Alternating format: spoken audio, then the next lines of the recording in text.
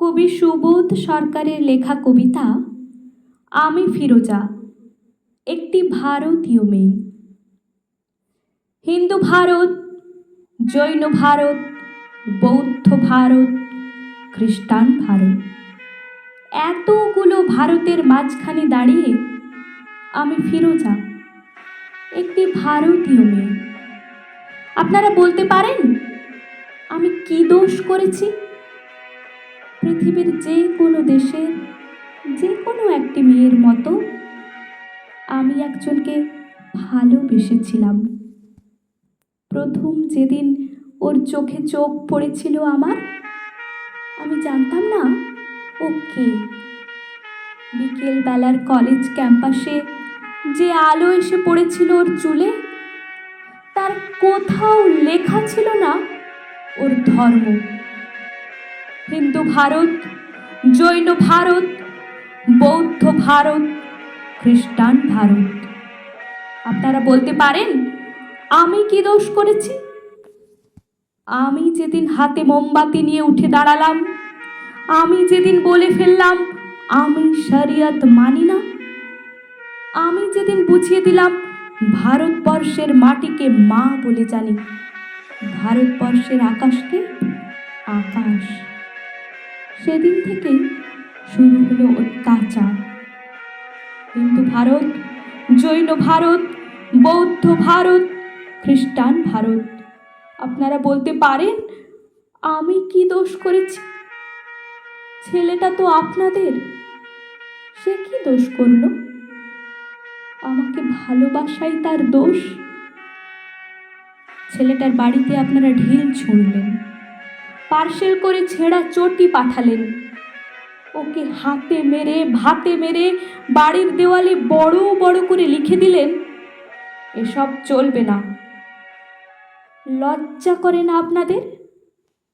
আপনারা এগিয়ে থাকা মানুষ, MA pass, BA pass, doctor, engineer, আমলা, মাস্টার, আপনারাই গণতন্ত্র নিয়ে ভাষণ দেন, আর প্রয়োজন মতো গণতন্ত্রের টুটি টিপে ধরেন।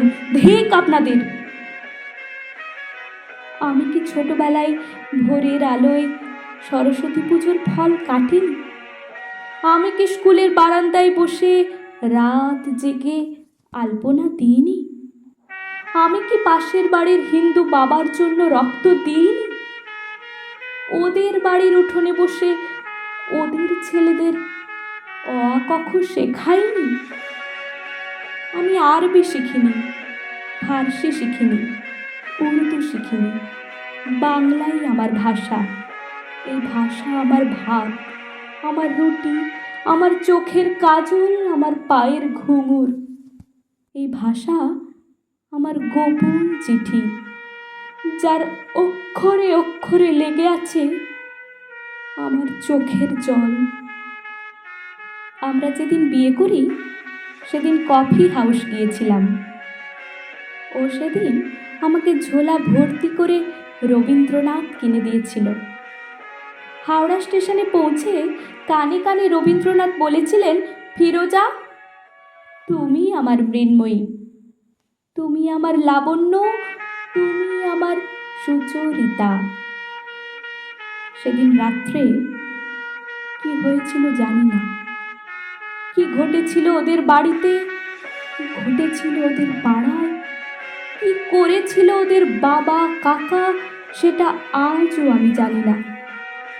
কিন্তু তার পরের দিন ওকে আর কোথাও খুঁজে পাওয়া যায়নি।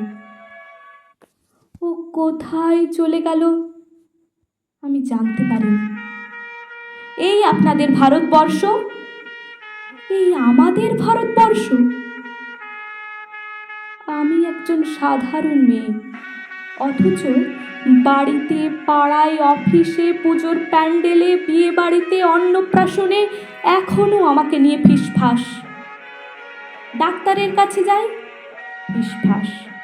কলেজে ঢুকি, ফিসফাস। বাজারে যাই, ফিসফাস।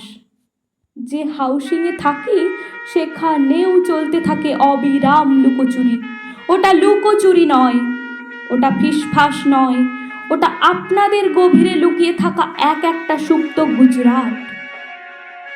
যদি আপনাদের হৃদয় বড় না করেন, আকাশের দিকে যদি আপনারা না তাকান, এই পোড়া দেশে আরো আরো আরো অনেকগুলো পোড়া গুজরাট তৈরি হবে। নমস্কার।